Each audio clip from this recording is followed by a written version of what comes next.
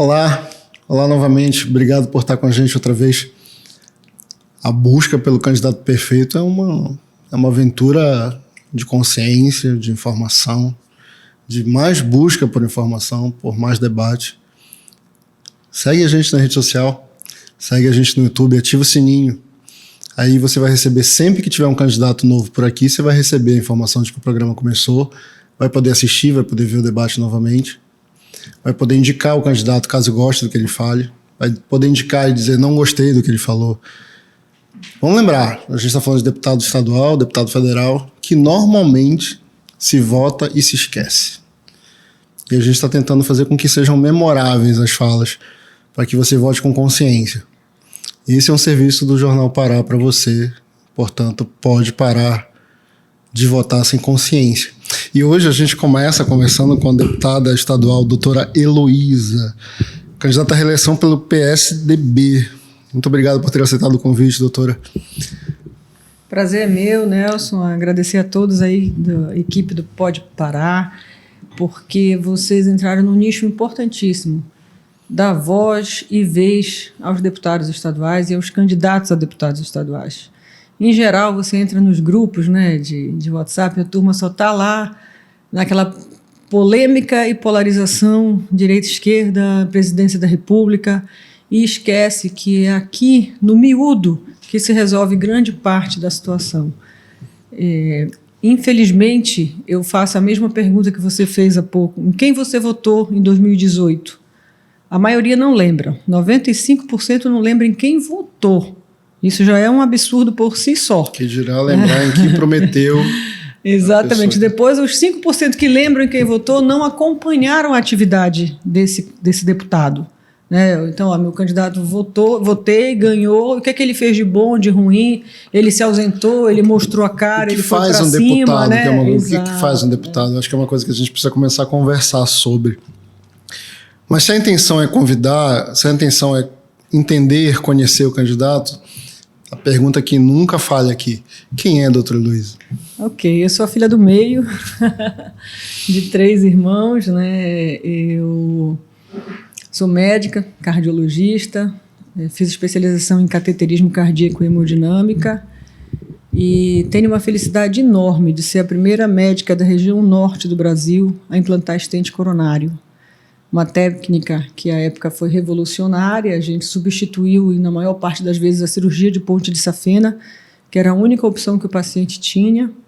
E lembrando um ex-presidente do Brasil, quando ele operou de ponte de safena, e perguntaram: presidente, que tal a cirurgia? Como é que o senhor está? A descrição dele foi a seguinte: parece que uma jamanta passou por cima de mim.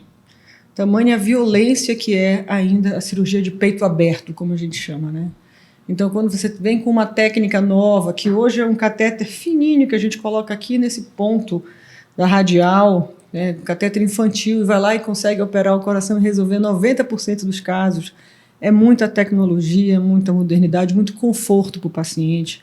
Então, eu sempre me preocupei muito com isso. Como médica, eu tive algumas atitudes que eu vou citar pelo menos 3 aqui, absolutamente inovadoras. Né? Essa foi a técnica que a gente trouxe para a região norte do Pará, do Brasil, quer dizer. A segunda foi na questão da humanização. Era ainda a década de 80 para 90, e as pessoas não tinham muito esses capítulos que a gente tem hoje nos livros de humanização. E eu tinha algumas atitudes que eram recriminadas, mas hoje o pessoal disse: não, poxa, parece que a Heloísa estava antevendo o que poderia vir a ser tão bom. Porque eu entrava no quarto dos pacientes para conversar e eu chegava muitas vezes no pé da cama e batia assim, só um pouquinho no pé do paciente, tipo, chega para lá. E eu ficava encostado, sentadinho ali, e ali eu conversava, ali eu colhia a história do paciente. Então, não é aquele paciente que fica em pé, aquele médico que fica em pé de jaleco, estetoscópio, com a prancheta na mão. Eu já chegava dizendo: chega para lá. Ou então sentava no sofazinho e ficava no sofazinho lá conversando.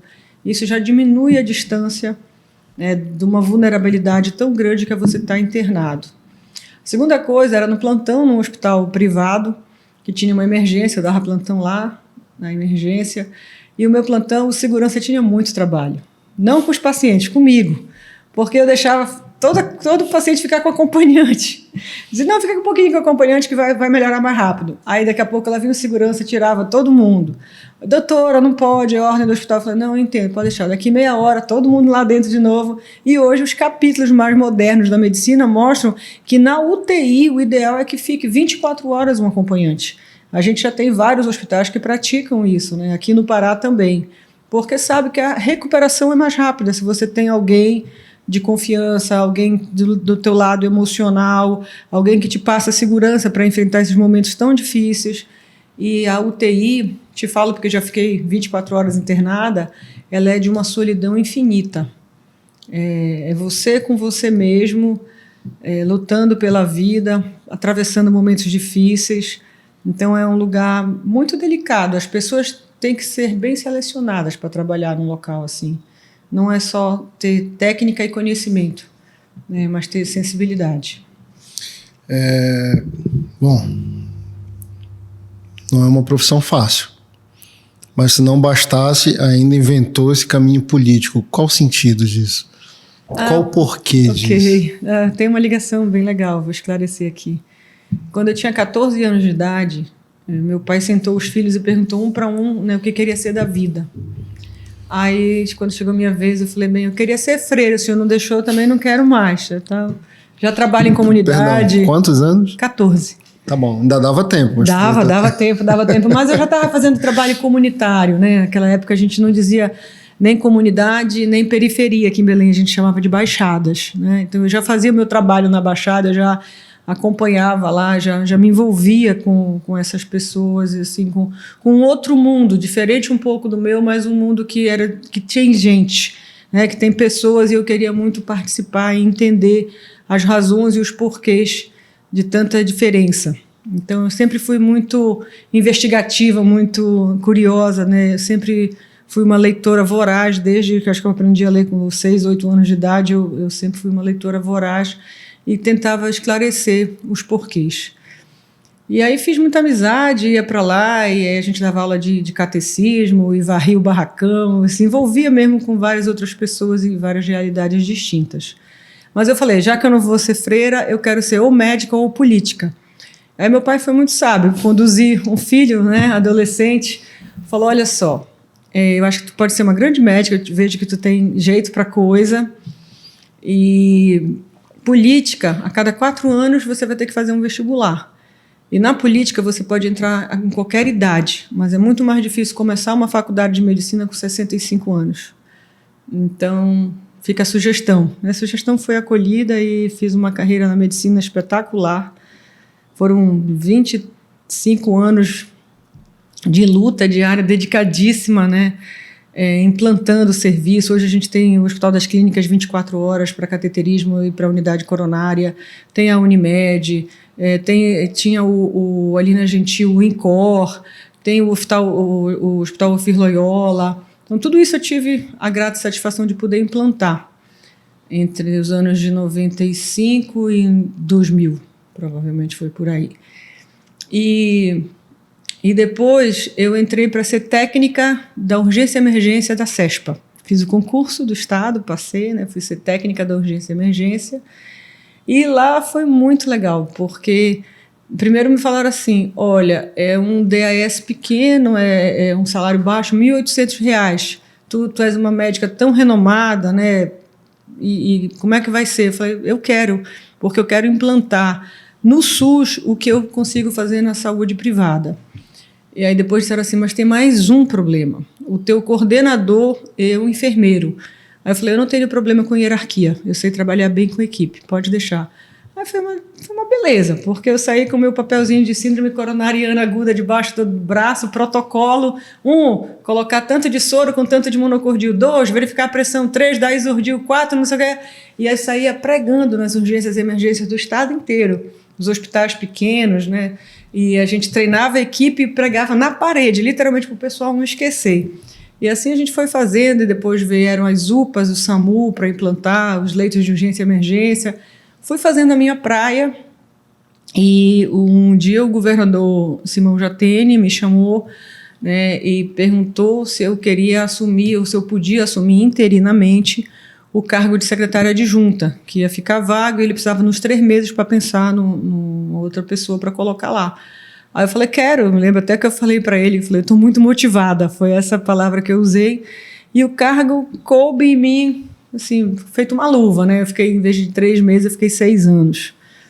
Eu conheci o ex-governador porque eu estava num curso e não conseguiram falar com o médico do sobreaviso. O médico do sobreaviso ligava e ninguém atendia. E aí me ligaram e falaram, doutora, não é seu sobreaviso, mas tem 2 pacientes na emergência, a senhora pode vir para o hospital? Eu falei, posso. Cheguei lá, um deles era o ex-governador, aí fiz o cateterismo, depois ele virou meu paciente de consultório, e na campanha dele eu colaborei com algumas ideias. E aí ele falou, tu queres usar isso? Né? Eu falei, quero. Porque eu sempre fiz, Nelson, o que eu chamava de justiça social. Né? Na minha cabeça era um termo que eu tinha. Porque como eu trabalhava muito forte, eu fazia assim 10, 12 cirurgias por dia, mais consultório, assim, tipo workaholic mesmo, apaixonada, voraz pelo que fazia, pelo que faz, né? E aí eu contava a quantidade de pacientes de particular e convênio, tinha que ser o mesmo número de SUS. Então isso dava um desequilíbrio em alguns hospitais. Os hospitais, tipo o FIS Loyola, aconteceu isso. Os colegas iam lá, alguns tinham uma produção de 10, 12 cirurgias mês. Eu tinha 36, 45, entendeu? Eu ia embora, né? Porque eu me dedicava, porque eu tinha uma meta, que era igualar o que o rico tinha para o pobre ter também. Mesma tecnologia, mesmo tratamento, tudo igual, sabe? Era assim, foi muito bom. Então, foi desdobrando naturalmente. Né? Quando passei para ser secretária de Estado, a gente teve a oportunidade de implantar várias dessas coisas. Tínhamos hospitais regionais, ajudei a construir 5 deles, fiz parte da equipe. Uma coisa inesquecível foi a audiência pública em Coraci.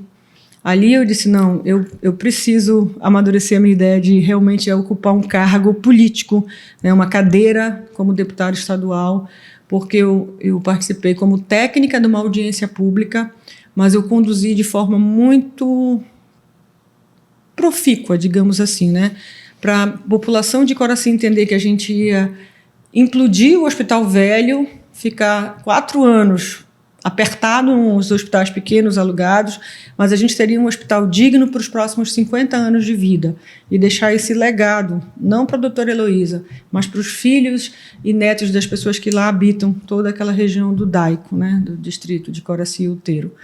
E eles compraram a ideia, acreditaram em mim, eu me empenhei muito e foi super bom porque todo esse carinho voltou até em forma de voto.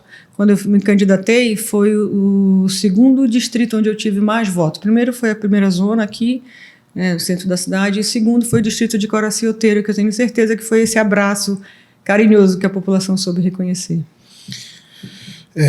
Uma das outras questões que a gente tem enfrentado, e a gente está debatendo muito sobre isso, é o número de legendas no Brasil. Né? Então, assim, a gente já tem um eleitor que não só não pensa em quem está votando, mas elege um nome, assim, ou alguém que tem mais carisma, segundo a compreensão dele próprio, mas muitas vezes ele não pensa na legenda como algo que é um condutor desse candidato. Alguns candidatos que sentaram aqui, inclusive, acham que isso, inclusive, não tem nada a ver. Às vezes se aposta num projeto muito mais para ser candidato e segue-se, troca-se de partido. Por que escolher o PSDB? O PSDB, eu fui para o PSDB esse ano, quero dizer para vocês, na janela que ocorreu, porque eu me elegi pelo DEM. Eu fui democrata, né? Eu fui muito feliz dentro do DEM. O DEM me acolheu, foi minha primeira legenda, foi o DEM. Eu pude participar de um grupo espetacular no DEM, conduzido pela doutora Neuci Maranhão, que é o DEM Mulher. E ali aprendi muito sobre os direitos da mulher, sobre as violências que todas nós sofremos, às vezes conscientes, às vezes inconscientes, o resgate todo que a sociedade tem com a mulher e com os negros. Entendeu? A gente estudava e debatia isso muito bem. Então, a minha formação política foi dentro do DEM, mas o DEM ele acabou, né? Ele acabou fazendo a fusão e virou União Brasil. Eu fiquei no União Brasil poucos dias, cheguei a conversar com quem conduzia aqui no Pará, em uma visita a Brasília, mas não me adaptei para o que eu queria, para o que eu preciso. Eu preciso de um partido que tenha realmente convicções, que tenha linha de pensamentos, que tenha estrutura para lutar pelos direitos das mulheres, e o PSDB, nesse ponto, tem um PSDB Mulher extremamente atuante. Eu já conhecia, por ter sido da equipe do PSDB no governo, eu já conhecia inúmeras pessoas do partido, e apostei no partido, né? Tive diálogos lá com o deputado Nilson Pinto, que é o atual presidente, e disse para ele quais eram as minhas expectativas, e que eu queria participar partidariamente, porque eu acredito sim que a gente precisa ter legendas bem definidas, precisa ter temas para quais se defender, como você quer participar de uma estrutura macro.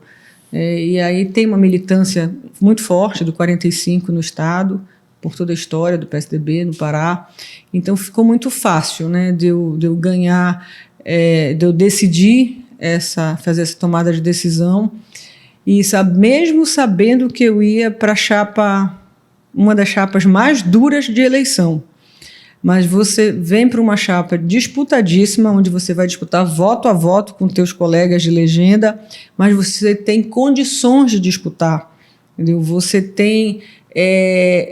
hoje, onde eu ando, né, eu vou desde do Baixo Tocantins ao sul do Pará, a gente tem correligionários do PSDB, a gente tenta buscar e ativar toda essa situação partidária, quais são os temas, quais são as legendas.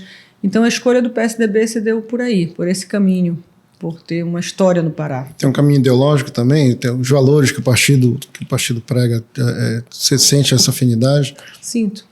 É centro-esquerda, né? Eu fui eleitora da esquerda a minha vida toda, para te falar por meus trabalhos comunitários, né?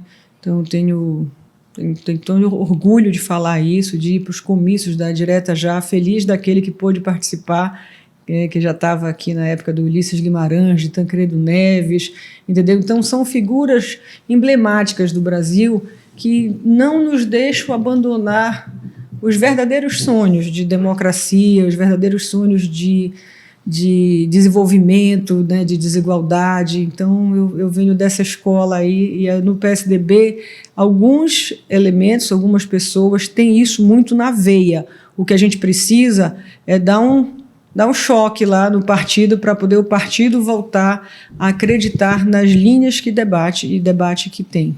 Eu tenho tocado muito nesse assunto e em debates pessoais também, e é talvez uma crença pessoal, e não quero convencer ninguém de que estou certo, nem estou buscando isso, estou colocando isso de fato em debate, que também talvez seja uma provocação. Entender que esse esvaziamento do debate, de meramente discutir espectros políticos, de você é da esquerda, você é da direita, se você é contra mim, você é opositor, você vira esquerda, você vira direita, isso interessa para quem na verdade não tem proposta alguma, e é uma coisa que eu tenho falado muito aqui, não necessariamente você tem políticas só boas na esquerda, nem necessariamente você tem políticas só ruins na direita e vice-versa. Há políticos e há espectros em qualquer corpo, em qualquer lado, bons e ruins. Uhum. É isso? Você não concorda com isso? Concordo plenamente. Eu acho que o Brasil perde, e muito, quando entra na polarização burra de direita e esquerda. Eu sou de direita, então a esquerda não presta, eu sou de esquerda, a direita não presta. Isso é uma visão equivocada e péssima para o desenvolvimento nacional, porque, como você falou há pouco, tem bons elementos aqui e lá. O que a gente precisa ter são diretrizes. O que nós precisamos ter é plano estratégico de Estado. Não, isso aqui é o planejamento do Estado, seja direita ou de esquerda, ninguém vai mexer nisso aqui. Isso aqui são direitos sacros, entendeu? Que a gente não vai mexer. E aí sim pode ser que o Brasil dê essa alavancada que a gente vê, o gigante adormecido acorda, né? Já chega dessa história, né? O país do futuro também. Entendeu? Também já se perdeu. Não, entendeu? O que a gente tem hoje é um país beirando ali o terceiro mundo de indicadores sociais, uma economia que agora começa a estabilizar, mas que deixou um empobrecimento muito forte, tinha antecipado, e quando começou aquelas cenas grotescas aqui no Pará, que foram dificílimas para a gente assistir, e eu fui para o plenário e fui indicar tudo que estava certo e o que estava errado. Essa é a coragem que tem que ter o político, entendeu? Não é baixar a cabeça para tudo, não é levantar a voz para tudo, mas ser equilibrado, poder discernir o certo e o errado e não abandonar nunca aquelas pessoas que acreditaram em ti. São 40 mil pessoas que acreditaram em mim e me deram um voto.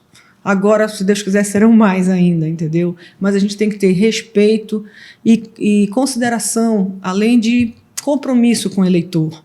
Temos que acordar a sociedade. A sociedade tem que exigir os seus direitos, não pode mais ficar vivendo de migalhas. Vamos fazer isso, vamos fazer aquilo. Não, cadê? Eu quero, eu exijo. Só que isso é muito distante. A população tem que entender que uma pessoa que pode ser um acelerador do processo de melhora é o seu deputado estadual. Porque o seu deputado estadual ele não é do executivo, mas ele ouve o povo e ele tem que fazer isso. Ele tem que fiscalizar, ele tem que ser este acelerador que eu chamo, né? Ele tem que aperfeiçoar as leis, ele tem que tornar as leis mais leves, mais rápidas, menos burocráticas. Esse é um dever do parlamentar. Ouvir as pessoas e levar suas dores para transformar em possíveis amores. Mas, senão, você não está cumprindo com o seu papel. A gente começou a brincar aqui essa semana, que logo isso é um projeto novo do jornal, assim, um momento audiovisual do jornal, e a gente começou a brincar, pode parar, isso remete mais aqui.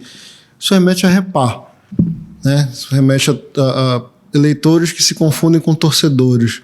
E a gente também está num momento em que, se eu dei o voto a determinado político, eu também não posso criticar e não gosto que ninguém fale mal. Assim. Então, na verdade, a gente está numa briga de ideias que não está ajudando ninguém. Assim. Já deu errado. O que está faltando para a gente mudar esse processo? Não dá para ser torcedor. Não, eu acho que tem que ser o diálogo, o esclarecimento. Eu tive uma oportunidade muito boa quando eu tive minhas convicções firmadas, que foi quando eu te falei que eu procurei movimentos políticos, né? Procurei movimentos sociais, saí da minha bolha, entendeu? Minha mãe professora, meu pai médico, tinha uma bolha diferenciada. Eu falei, então para que eu sou filha do meio, eu vou sair disso aqui, entendeu? Eu vou fazer diferente. Né? A gente estava brincando agora com a história de filho do meio, por isso que eu estou repetindo. Mas a gente pode fazer diferente, pode o Pará ser diferente. Sabe, podem as pessoas terem consciências. Não é para ficar anestesiado do jeito que está. O que vier veio, o que vier aceita. Não vai mudar mesmo, eu não acredito, tem que acreditar. Eu fiz uma única lei, que se essa lei for publicada, que eu espero que ela seja publicada ainda esse ano, a gente já aprovou em segundo turno, falta turno final, redação final e aprovar para publicar, ela transforma milhões de vidas no Estado. É uma lei que torna único o laudo médico para doenças que ainda não têm cura na medicina moderna.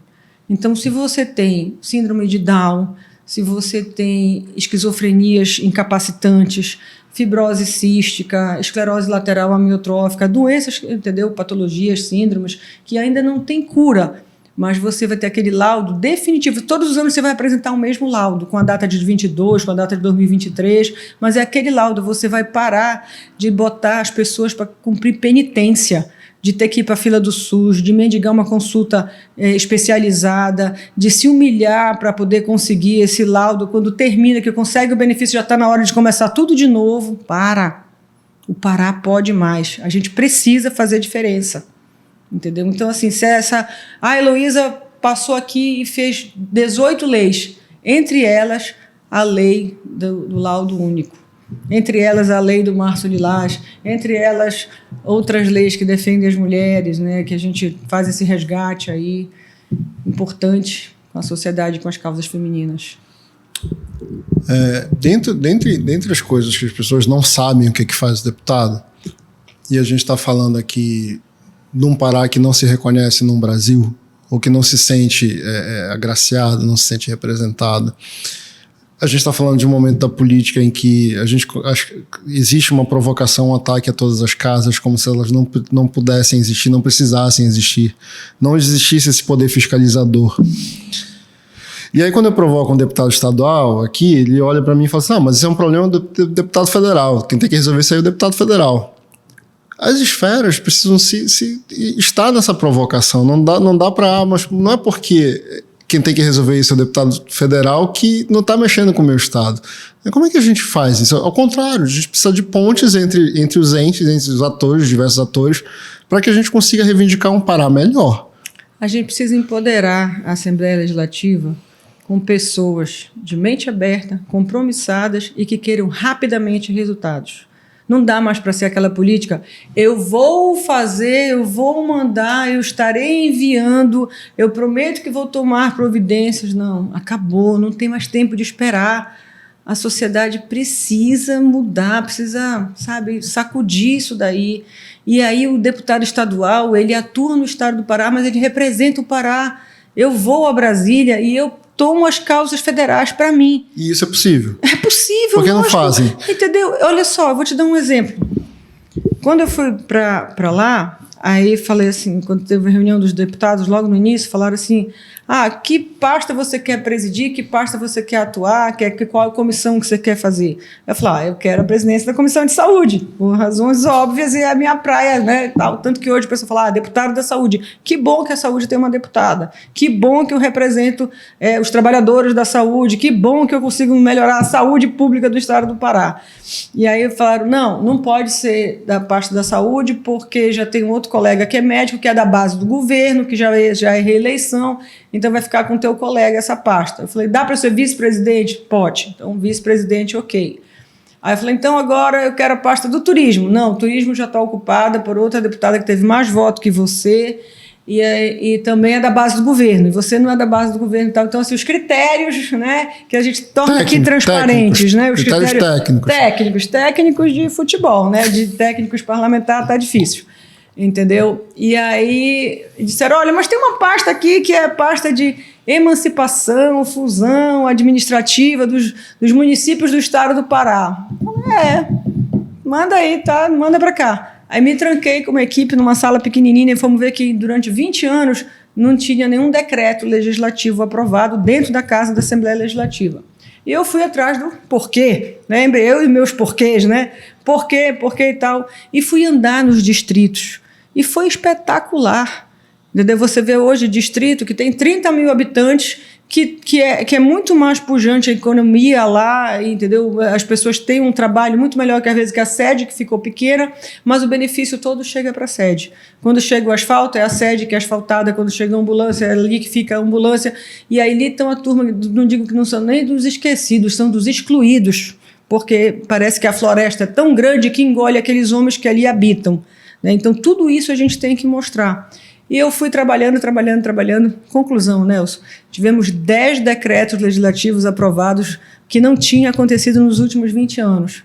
E foi uma pasta que eu fui estudar, que eu fui aprender, que eu fui lá emancipar as pessoas. Quando a gente emancipa e torna um distrito município, você faz ali esse movimento político, geopolítico, administrativo e tudo mais, mas você está dando voz e vez para as pessoas que ali habitam. E isso aí foi espetacular, porque a turma veio junto. A última vez que a gente aprovou aqui, era lindo de se ver a festa ali. Vieram 250 pessoas que a gente teve que abrir o auditório, porque não cabia na galeria da Alepa. Tu imagina isso reproduzido em 20 distritos ao longo do estado do Pará. Isso é mostrar que a gente pode fazer diferente, sim. Não podemos nos acomodar. Chega, ó, já deu. Eu vou tirando pergunta, muitas delas vão saindo, inclusive, de todos que já sentaram aqui, sentaram aí onde tu estás. E houve uma fala já aqui, houveram algumas, repetiram, de que, mesmo entre políticos de carreira, não existe competência, não existe preparo para o cargo. Então, vou fazer outra provocação, pensando nesses dois momentos, juntando isso. O cara que está sempre voltando, a pessoa que está sempre voltando pedindo voto, mas não se prepara para ser político, não se entende na profissão, se é que dá para dizer dessa forma, e no final das contas, para não defender o próprio Estado, também é um pouco de má vontade? Eu acho que é uma ausência, mais do que uma má vontade. Talvez o cidadão ou a cidadã não saiba nem por que está ali. Foi eleito porque o pai é político, foi eleito porque um parente é prefeito, foi eleito porque capitanias hereditárias, o termo que você quiser usar. E o cidadão nunca apresentou um projeto de lei, nunca subiu na tribuna para se manifestar, para dar representatividade para algum tema, entendeu? Ou alguma região que ali precisasse. Fica essa política velha, feia e vergonhosa. Muito por força ainda do que eu chamo de capitanias hereditárias. Entendeu? Então, assim, eu vou puxar a sardinha para a minha brasa, eu sou a única política da minha família, a única pessoa que se interessou, né, de fazer diferente, teve coragem de se preparar, porque eu me preparei. Como a senhora se preparou se a senhora dava plantão? Eu assisto o que ocorre no meu mundo, na minha volta, eu acompanho a economia do Brasil, do mundo, eu acompanho os desenvolvimentos, as novas tecnologias, tudo que a gente pode fazer para melhorar a minha vida e de tantas outras. Então, ter essa sensibilidade talvez seja a minha diferença. Não estudar todo mundo estuda, mas a sensibilidade e a coragem de mudar não é para qualquer um. Então, eu tenho um sentimento de... Deixa eu ver se eu consigo achar um adjetivo adequado agora, tá? Mas um sentimento de que os meus colegas que não têm isso na veia estão ali perdendo tempo vendo o bonde da história da vida deles passar. Daqui a 10 anos vão dizer, poxa vida, o que é que eu fiz? Que eu podia ter sido professor, eu podia ter sido jardineiro, eu podia ter sido administrador, eu podia ter sido comerciante, outra coisa que me fizesse feliz, mas não, eu fiquei 10 anos, às vezes, lá dentro da Alepa fazendo o quê? Não se sabe nem o que estão fazendo. Então, tua chance agora, dia 2 de outubro, presta atenção no que tu vai fazer da vida. Pois é, tem um pouco... Tem um pouco não, né? Tem muito da responsabilidade, da nossa responsabilidade. Eu acho que a gente precisa se entender também como eleitor, mas como parte de um problema social que a gente precisa mudar junto. O que o eleitor de fato precisa começar a fazer para se tocar que esse candidato que já está ali há 10 anos vivendo uma coisa que não implementa nada? Porque também tem essa discussão, mas não fez nenhuma lei, mas não foi atrás de nada, não trouxe nada para a gente. Como é que a gente melhora esse filtro? A gente tem que romper os currais eleitorais. E é muito difícil. E não vai ser esse ano que a gente vai conseguir. Tem que ter um time de deputados que mostrem que é possível fazer a diferença. Hoje, de 41, você tem um time ali que não completa 8, é muito difícil. Entendeu? Não completa 6, é muito difícil. Não completa 3, é muito difícil. E a oposição, ela é importante. Não por ser uma oposição boba, besta, eu protesto. Por que está protestando? Porque eu protesto. Não, eu protesto e explicar exatamente por quê. E aplaudir e apoiar aquilo que vai precisar ser melhor. Entendeu? Então, assim, a doutora Heloísa é de oposição, é de situação, é de base e tal. Eu defendo as causas que eu acredito. E explico o porquê. Né? Justifico o porquê estou defendendo. E muitas vezes, a maioria das vezes, vota com o governo, não vota com o governo, tem que se posicionar. Está faltando para o político se posicionar. Está muito chato hoje acompanhar a política no Brasil. Está muito besta. Ficam brigando por besteirinhas, enquanto os problemas macro a gente não enxerga. A Lei Candir. A Lei Candir que tira todo o nosso potencial aqui, entendeu, do Estado do Pará de realmente fazer diferente, seja na mineração, seja na tributação da tarifa elétrica, seja na região das águas, né, que estão mineral que a gente precisa tanto, e a gente não discute isso. Porque isso é federal. Não é federal, é estadual, porque é daqui que sai o minério e deixa as pessoas lá com impacto social negativo. Deveria ter essa pressão. Entendeu? E tem que ter, e cabe a nós fiscalizar. Agora tem a compensação financeira da Candir, que bom. Quanto cai? Para onde está indo? O que está sendo feito? Não é só festejar. Veio a Lei Candir, que bom, tantos bilhões voltando para o Pará. Enfim, a justiça é feita. Tem que comemorar e celebrar tudo isso. Mas tem que dar o passo seguinte. Quanto é que está voltando, para onde está indo e o que foi feito. Isso sim é ser parlamentar. Tem um pouquinho do que a gente já falou lá atrás, assim, porque agora assim, eu acho que a gente sempre vai para ramifica umas conversas que não colaboram muito para que a gente enriqueça o debate. E aí agora começou a se discutir, mas a polarização sempre existiu, a polarização de antes era melhor que a de hoje, hoje tá pior por tal coisa e tal coisa. Tem uma vertente nesse argumento que eu concordo, que me parece que a diferença clássica entre as polarizações, seja elas em qual tempo aconteceram, era que a gente, como sociedade, nós como eleitores, também estávamos aqui discutindo as propostas do candidato. Então, assim, olha, candidato tal é ruim por isso, porque ele tem essa proposta aqui que não serve pra gente, esse aqui é melhor por essas questões. Hoje a gente esqueceu como é que faz isso, né? Totalmente. Sempre houve o debate, né? Baratistas e não baratistas, MDB e Arena, e agora a esquerda e direita, né? Mas tu falaste a coisa certa, né? O que eu estou propondo? O que eu consegui fazer? O que os grandes ministérios fizeram para impactar o debate hoje, para impactar a sociedade hoje? Ou não fizeram? Passaram-se 4 anos. É pouco tempo? É pouco tempo se você for ver a história do rumo político. Mas faz uma diferença na vida. Totalmente. Se você não consegue fazer em 4 anos alguma coisa, é porque alguma coisa está errada em você. Entendeu? Eu sou um exemplo disso, vivo, uma prova viva disso. 38 projetos de leis, 18 deles já viraram lei no estado do Pará, atuante. Então, assim, em 4 anos você faz. Tudo o que tem que fazer, não. Mas você faz. O que pensar? E aí eu vou falar um pouco... Vou tentar, aí vou te dar o problema, você divide. Quem que vai falar? Quem que vai responder pra gente? Entender a medicina nesse momento de pandemia e entender a política nesse momento de pandemia. O que foi para você? Péssimo. Péssimo. Dá para separar? Quem está respondendo? A política, a médica? Não dá para separar. Não dá para separar. É impossível separar a política da médica nesse momento de pandemia. Em vários outros é possível, sim. Mas nesse momento de pandemia... A tristeza foi enorme porque a mortalidade mundial foi 2,5%. No Brasil foi 10%. Morreu muita gente no Brasil. A região norte, Amazonas, Pará, morreu muita gente. Expôs o nosso sistema público de saúde, expôs a mesquinharia humana, expôs a falta de planejamento. Tanta coisa. A ferida foi aberta.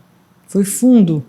Foi difícil para mim, como médica, vestir aquela roupa de astronauta, quente pra caramba. E se tremendo toda, ter que entrar para fazer os procedimentos e fazer procedimentos em série. Eu nunca imaginei que a gente fosse entubar em série, sedar em série, pronar. A gente só estudava nos livros, mas hoje todo mundo sabe que é pronar um paciente, é virar de bruço, vai ver se o pulmão expande. Entendeu? Então, ver tanta agonia foi muito difícil para Heloísa, médica, e foi revoltante para Heloísa, política. Foi revoltante. Faria tudo o que fiz, todas as denúncias que fiz, faria de novo de forma diferente.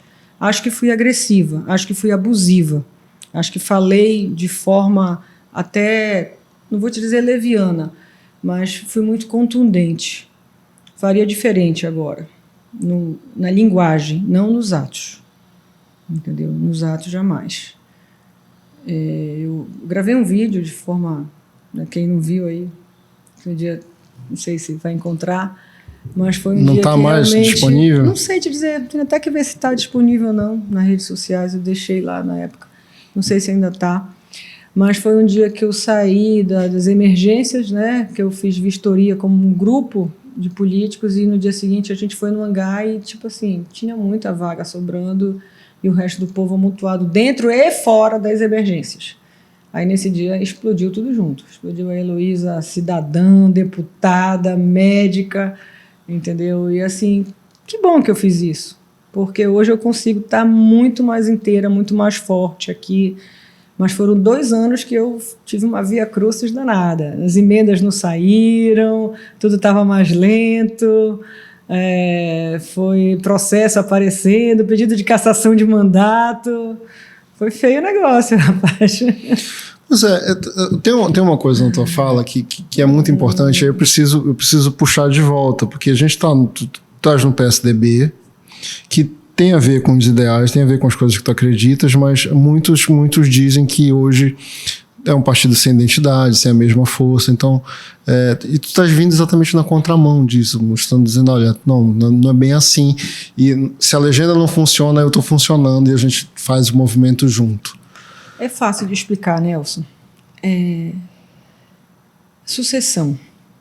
Eu acho que o PSDB hoje está abrindo para novas oportunidades. Eu sou uma delas, entendeu? A gente tem que fazer sucessão, a gente tem que fazer linhagem, e aí no caso a gente brinca que é plumagem, né? Lá por causa dos tucanos, mas é importante que os partidos se renovem de fato, entendeu? Porque senão vão ficar sempre os mesmos caciques, os mesmos saberes, e a gente não consegue fazer essa renovação. Pois é, tem gente que acredita na renovação. Tu percebes essa renovação? Existe uma renovação política de fato, mas não é... Há uma confusão que a gente precisa jogar os holofotes. Renovação política não é gente nova entrando na política. Renovação política é outra coisa. Exatamente. É acabar com o fisiologismo, ou pelo menos combatê-lo. Eu estou aqui porque eu vou ganhar tantos cargos no governo, porque eu vou ter espaço para aquilo, porque eu vou ter 10% a mais de emenda. Isso aí são todos ganhos pessoais do teu mandato ou da tua vida, né? Mas o que a gente precisa é dar gás, é dar esperança, dar expectativa e transformar, mostrar que é possível, que é real. Vou te dar um último dado, não sei como é que a gente está aqui de horário, mas um dado importantíssimo. Eu estive em Altamira há 15 dias atrás. E Altamira, para mim, ali o Xingu tem um burburinho interno lá no meu ventrículo esquerdo que meus músculos papilares pulsam mais forte. Eu acho que tem uma energia que vem da terra, se é que a gente pode acreditar. Aquele rio deve ter muita história, aquelas pedras, muita coisa. Eu digo que ali deve morar a Iara, os Encantados e tudo mais. Os Caruanas moram ali em Salvaterra e a turma do Xingu também é forte, porque é uma energia diferente. Eu tive a oportunidade de, durante 5 anos, fazer um trabalho lá, que eu ia de 2 em 2 meses para lá, e a gente pôde descentralizar para não ficar só em Altamira, mas levar para a Transamazônia mesmo, e Xingu, para todos os 13 municípios que lá são impactados, e conviver com essa população, dormir no barco, dormir na casa do ribeirinho, entender melhor a vida das pessoas. E, voltando aqui à tua pergunta, mostrar que é possível, sim, a gente não deixar a desesperança tomar conta da gente. O dado importante que eu vim revoltada de Altamira, falei, não posso parar com as minhas convicções. 17 adolescentes cometeram suicídio no período de 6 meses. Isso é um dado alarmante. Isso significa que as pessoas não têm por que lutar. Significa que as pessoas vão fazer... Por que eu vou fazer o ensino médio se eu não tenho depois aqui uma faculdade, depois eu não tenho acesso, entendeu? Para que eu não tenho emprego? Então, assim, é um dado absolutamente preocupante. Eu sou autora de uma das leis que chama a atenção para a depressão e suicídio e o combate dele, né, para a gente realmente tomar conta disso, porque é uma turma também que a gente quer só botar para debaixo do tapete, né? A sociedade não está enxergando, mas como tem uma morte violenta, e a sociedade acorda um pouquinho, mas se não for próxima dela. Não, aconteceu na periferia, né? Não aconteceu comigo. Nós tivemos alguns casos aqui em Belém também, em lugares famosos, e as pessoas parecem ter esquecido também. Eu estou de luto. A gente perdeu agora 2 dias atrás, ontem, né? Foi 2 dias atrás, o pai de uma assessora minha. Vocês viram aquele caso do rapaz que foi assassinado, da Tapioca, né? A filha dele é excelente na área da comunicação, trabalha comigo, pessoa queridíssima, e eu estou de luto, te confesso, porque é muito duro a violência do ato como foi, sabe? A pessoa sai de casa e diz tchau, beijo, e não tem ideia de que aquilo ali é o último beijo, né? Que pode ser o fim da tua vida. Então, lidar com terminalidade é muito difícil, principalmente quando é abrupta, né? Então, a gente tá muito triste lá no gabinete, entendeu? E, ao mesmo tempo, buscando forças para que isso mude. Vamos atrás do culpado, não vai recuperar a vida. Vamos atrás de não acontecer com mais ninguém.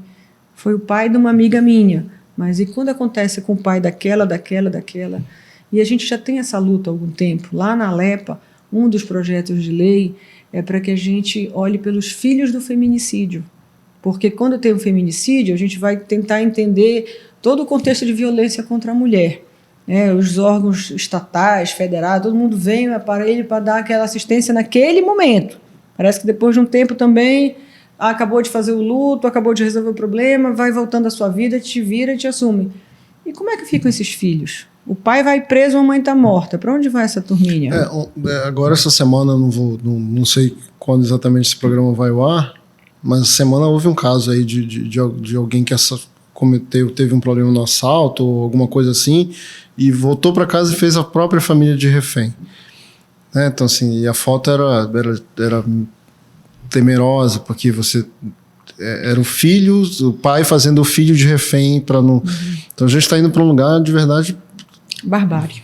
Já é a segunda vez que eu uso esse termo aqui. A gente precisa distribuir melhor a renda. É uma das coisas que muda, e eu sou testemunha disso. Nós temos um município no Pará, não sei se eu posso fazer propaganda, falar o nome do município aqui. É possível? Pode. Então, vamos lá, falar. então. A gente precisa falar de coisa boa, Sim, né? então vamos lá, então. O município de Capanema.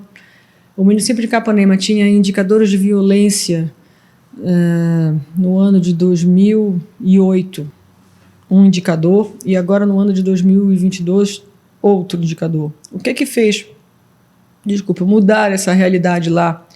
Emprego. Entendeu? O prefeito atual, o prefeito Chico Neto, conseguiu levar várias indústrias varejistas, conseguiu modernizar a cidade, conseguiu dar um sentimento de pertencimento aos cidadãos lá. E com isso você consegue ver que a pessoa tem emprego, ela consegue equilibrar a vida, ela consegue saber que ela vai pagar o boleto, que ela consegue comprar um chinelo melhor para o filho. Então, assim, vai dando dignidade, vai dando esperança, você vai começar a fazer sonhos, a planejar alguma coisa. Isso mudou a realidade de Capanema. Capanema hoje tem outros indicadores de violência, sabe, que precisam ser divulgados, precisam ser imitados pelos outros, copiados pelos outros municípios. E aí eu sempre converso com o prefeito e o prefeito me diz: Heloísa, emprego. Dá um emprego que a pessoa muda a sua vida. Sim, começa a se discutir, vamos melhorar a segurança. Eu também já disse isso aqui, daqui a pouco é 50-50. 50% de civil e 50% de policial, e a gente não vai resolver o problema. Então, a gente precisa começar a discutir. Mas existe uma classe que quer dessa forma, mas não dá para andar de carro, não dá para fazer nada mais daqui a pouco. Acho que a gente não pode ser excludente, né? Mesmo nessas pessoas que acreditam em coisas mais limítrofes, a gente precisa fazer as políticas serem inclusivas, né? Não, olha, tudo bem, vamos fazer aí o combate à violência, vamos, com o quê? Emprego, importantíssimo. Então vamos desenvolver um emprego e divide o orçamento. Mais emprego, menos polícia. Mais emprego, menos violência. Mais emprego, menos bandido. Entendeu? Então, a gente precisa ter isso aí muito mais debatido e o orçamento bem previsível. Os extremos serão sempre perigosos. Toda vez que a gente vai para um extremo é muito perigoso. O equilíbrio, acho que a inteligência está no meio. Você já falou aqui, mas aí eu vou ser taxativo, eu vou esperar uma resposta da mesma forma. Dito tudo isso, o que mais te incomoda hoje na política brasileira? A falta de compromisso do político.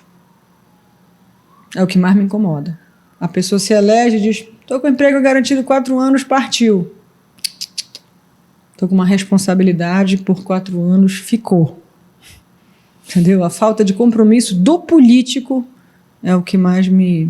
Com quem ele deveria ter. Exato. Né? Ele está ali eleito para representar o povo. Isso aí é basilar, é secular, é até clichê. Mas é o que ele tem que fazer. Isso é o que mais me incomoda. E a gente está numa época de desinformação, que quanto mais desinformado, melhor. Quer dizer, em vez de melhorar, o negócio de novo, é outra barbárie. Cortina de fumaça. Pega teu telefone, vai brincar de joguinho, vai ler jornal, vai assistir futebol, vai não sei o quê, mas não te aprofunda nos temas que são absolutamente necessários para mudar o mundo, para a sociedade reagir. Abre um jornal escrito, pega um telejornal, tem a fórmula é aquela: notícia que chama atenção e que vende é notícia violenta. Depois vem ali alguma coisa mais do dia a dia, mais regional, aí passa para a cultura e termina com uma musiquinha. Acabou essa receita. Ou a gente traz temas para debater, para informar, ou a gente vai só repetir uma medida que não está dando certo. Uma receita que é muito ruim de usar. E que no final das contas não serve para ninguém, né? Ou quer dizer, bobagem, né? Eu fico fazendo às vezes, senta lá, Cláudia, porque talvez e aí a gente tem debates longos na equipe, na produção, e eu acho que talvez eu seja ainda muito ingênuo em algumas coisas, porque eu acabo acreditando em situações que eu posso. Hoje debatíamos uma questão exatamente falando desses espectros políticos e talvez eu tenha algumas crenças que já deveriam ter sido levadas. Ou não sei se... De novo, a gente vai falar de desesperança, né? Antes se dizia, quando você não está preparado socialmente, então você precisa... vai, estuda, que você vai conseguir as coisas. Se a gente for falar das faculdades, das federais, com seus cortes de verbas, se você for falar de terem... Vendemos a educação a quem pode pagar, então se você tem um mestrado, você provavelmente corre o risco de não conseguir vaga como professor nas faculdades privadas. Se você tem um doutorado, você com certeza vai vaga como professor. Então, o que a gente faz? Assim, como é que eu ainda permito que eu não tenha chance de não quero me aprofundar nesse assunto, porque não me atinge. Como não me atinge? Como que acontece aqui não atinge todo mundo? Como que vive com isso? Tirar a venda, né? A gente precisa tirar a venda. E só vai mudar com o movimento de massa. O movimento de massa só ocorre por organização partidária. No dia que a gente tiver partidos respeitados, com temas bem debatidos, com linhas gerais bem definidas e divulgadas, a gente começa a fazer massa cinzenta, a gente começa a fazer as pessoas pensarem. Enquanto isso, essa desorganização é boa para quem quer se dar bem, de modo não... Quem puxa esse movimento? Todos nós. Nosso. Todos nós, é nosso, e agora a nossa chance é enorme de ir no YouTube. É a única vez em 4 anos que você pode fazer de fato a diferença. Mas isso tem que ser divulgado. Porque senão vira essa coisa ridícula que é eleição. Né? Vai votar em quem e por quê? Eu dei um benefício porque vai pagar minha condução, porque não sei o que tal. Eu trabalhava, falando do círculo dos casos, eu trabalhava antes perto de uma loja de convivência e eles são afetados, né, pela eleição, porque não pode vender bebida no dia da eleição. E aí um dia eu entrei, você tá aguerrido querendo vender a tua proposta de campanha, o teu candidato, e eu entrei na loja e falei assim, quem que vocês vão votar para promover o debate e discutir aquilo? E falou assim, a gente vai votar num candidato que está apontando como primeiro lugar, que vai ganhar no primeiro turno. Voto útil. Aí eu falei, mas qual o sentido disso? Ele nem defende o que vocês acreditam. Você está todo mundo ralando aqui todo dia. Venho aqui todo dia, conheço você. Então tá ralando. Eu falei, não, mas é porque é uma questão simples, Nelson. Dá muito trabalho a eleição para a gente, porque a gente tem que guardar toda a bebida, né, todo dia de eleição, e se tiver segundo turno, significa que a gente vai ter que fazer isso de novo lá no segundo turno, então a gente quer que acabe logo. E aí, gente, mas isso afeta a tua vida, se não para sempre, por muito tempo. Que horas que a gente começa a provocar essa... Nelson, as pessoas têm que entender que ninguém vive sem política. Entendeu? Isso a gente tem que entender desde cedo.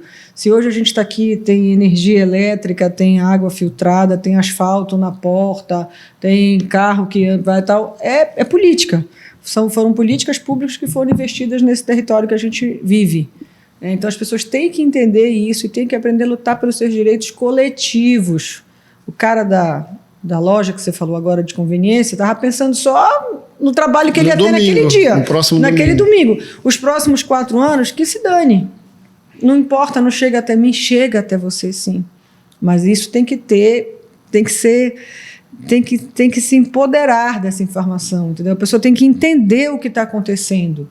E aí esse debate aqui é fantástico.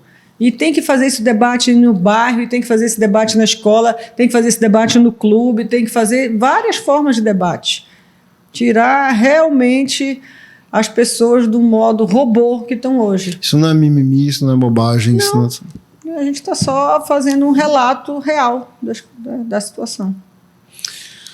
Bom, Luísa, foi uma honra. Eu queria te agradecer muito, em meu nome, em nome da equipe, ter essa hora de debate. ter esse aprofundamento, né, que a gente colocou várias coisas aqui. Sei que fazer campanha nesse estado não é fácil. Então, mais ainda, a gente tem que reconhecer quem está conseguindo vir aqui, quem está dedicando 1 hora para falar com essa audiência, falar também com esse eleitor. Te agradeço e queria tuas considerações finais, por favor. Eu te falo que fazer campanha para mim é uma delícia. Eu vou na contramão da maioria dos deputados, mas campanha para mim é felicidade, é atividade, é chegar em casa às 4h30 da manhã, como eu cheguei anteontem, e entender que você não levou a chave de casa, que não tem como entrar porque não vai acordar o resto do povo que está dormindo, o sono dos justos. Você vai fazer campanha no... Eu dormi no carro. Quando deu 6 horas da manhã, eu falei, dá para abrir a porta, por favor? Aí entrei, tomei um banho e saí de novo, né? Mas é opção, eu sou feliz assim. Gosto muito, acho que como médica eu fiz quase tudo que eu queria, né, e entendi que vindo para a política eu podia fazer outras coisas que eu quero e estão dando resultados, e que é possível quando a gente se dedica, quando a gente gosta do que faz. Tem perfil, gosta do que faz, se aprofunda, se joga mesmo de cabeça, é possível, entendeu? Então eu quero agradecer para vocês, dizer que eu sou 45 mil vezes por mulheres, por saúde, por direitos, por emancipação, por dias para todos melhores, né? E assim, dizer que a gente precisa que o Pode Parar cresça, que vá para as outras regiões, que tenha mais espaço, que seja realmente um canal aberto com a sociedade, um canal de informação. Falamos tanto disso aqui, e como fazer isso para virar realidade. Contem comigo. Obrigado, muito obrigado mesmo.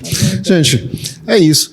Eu espero que tenhamos cumprido mais uma vez o nosso papel, nossa tentativa de te informar, de te trazer conteúdo de qualidade, te dar mais uma opção. Isso aqui não é a única opção. Isso aqui não é o único meio de se informar. Vai na rede social do candidato, vai na rede social do candidato, entende se o que ele falou antes, ele cumpriu agora, vai cumprir amanhã. Entende se o que ele fala tem a ver com as coisas que tu acreditas. Tenta descobrir realidade. Né? Tem verdade no que ele fala? Tem verdade no que ela fala? Vamos lá, vamos junto, porque o parar pode parar. Até o próximo.